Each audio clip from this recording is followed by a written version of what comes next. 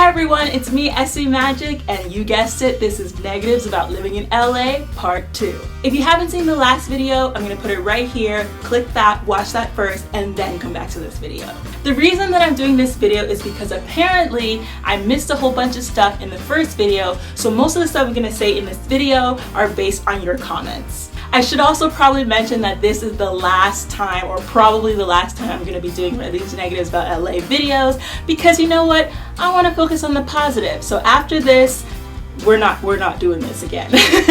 I do want to say thank you to everybody for being so objective in your comments and having this good discussion. I like this, being able to have discussion, be realistic about the situation without people getting their panties in a bunch. Or if you're a guy, getting your underwear in a bunch. Actually, now that I think about it, why aren't men's underwear called panties?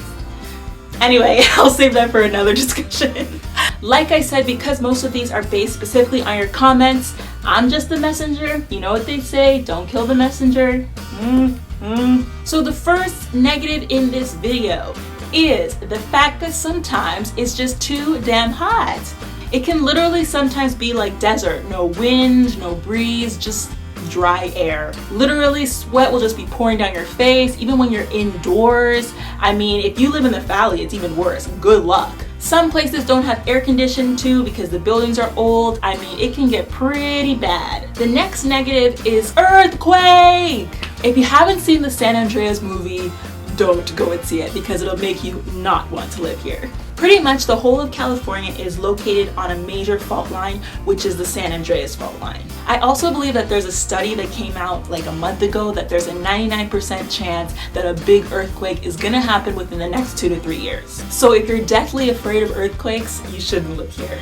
The next negative about living in LA is having to deal with all the crazy drivers that are here. I mean, literally you risk your life every day when you're driving on the road. I mean, you do that in every city, but here it's like the risk is more, if you get what I'm saying. And it really just ruins your peaceful driving. I mean, sometimes I'll be driving even late at night, you know, just cruising along. I'm just like, yeah, it's late, you know, just peaceful driving, thinking, reflecting, and then some car just comes boom and gives me the scare of my life. The next one is kind of a 3-in-1 thing. It relates to overpopulation, which causes a lot of traffic, which causes a lot of smog. I mean, there's just so many cars on the road, even during quiet times when it's in the day, when it's during work hours, there's tons of cars on the road. In fact, commuting can actually stress you out more than your actual job. You have to leave home way earlier than you would if you lived in another city because you have to account for the traffic. And even then, you can still end up 10-15 minutes late. Sometimes you have to plan to leave half an hour before the time that you actually should leave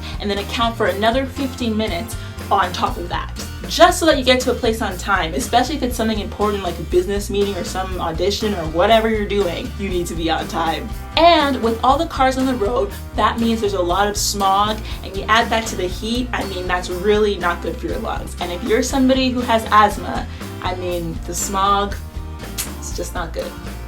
Not good.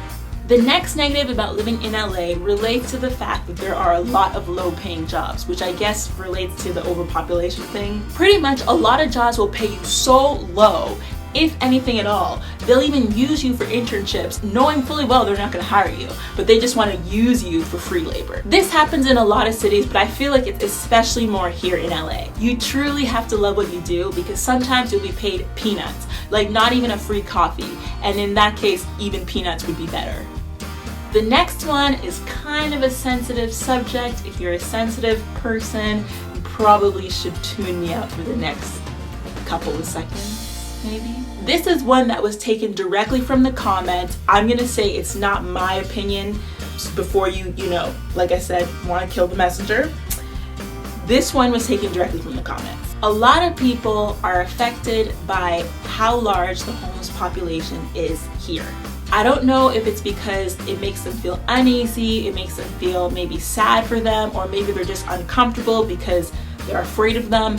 I don't know, but for some people, this is apparently a big problem, and that's what they wrote in the comments. So if you're someone who doesn't really like that type of situation, or like I said, feels uncomfortable, or you're not used to it and can't adapt, I wouldn't recommend living in the city. Or at least you should live in the suburban area.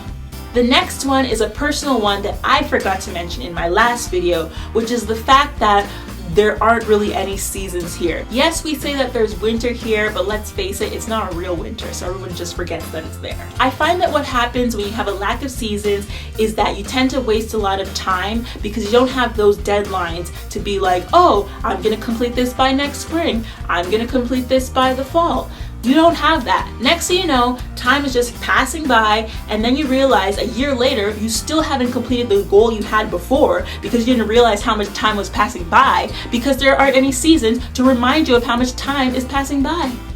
You can even kind of see the impacts of this in my videos, because if you look at my earlier videos, you'll see that there's like barely any growth, but then when you get to the later videos, you see that all of a sudden I'm like doing all this stuff because I realized, wait a minute, all this time is passing by. So I put the pedal to the metal, and that's what you saw. The next thing is the fact that California is always in a drought. Sometimes weeks, if not months, will go by without it raining. Because of this, they have limitations on how much water you can use, and you'll be fined if you go over these limitations. This means shorter showers, barely using the dishwasher, not doing so much laundry, all those things. Also known as first world problems. This can especially be difficult if you're from the East Coast because of the fact we have winter there. Sometimes we take showers for relaxation purposes, like we like to have the hot water just pouring on us. You can't do that here. Pretty much over here, showers are just for showers. And with that being said, this is the end of the video. I hope you enjoyed it. However, keep in mind that LA has a huge population. Literally, it could be its own country.